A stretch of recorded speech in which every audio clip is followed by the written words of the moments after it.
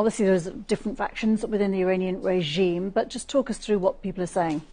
The government today said that a seizure of the British oil tanker was completely legal as it was endangering maritime safety. They had other reasons they presented before, including environmental reasons. They said the oil tanker was dumping some oil.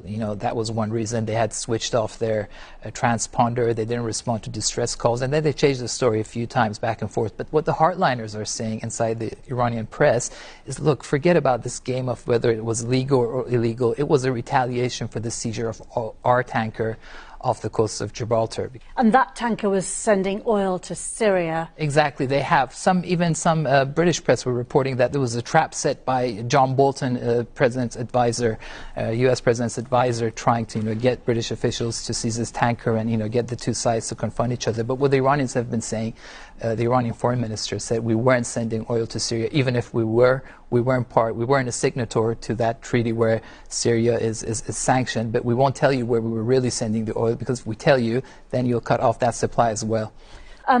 We've also been hearing about this spies story within Iran. Just explain that. And is it linked with the tanker? It's not linked. It just goes to show that Iran is trying to present itself as a formidable player on the international scene. They have announced that they have busted a spy network consisting of 17 operatives, all of them natives, all of them Iranians, who these are scientists or academics or consultants to top brass Iranian institutions like law enforcement, security, and nuclear. They were, in contact with CIA officials, and they were all busted and arrested. And Mike Pompeo has said this is obviously not true, but the US would say that, I guess.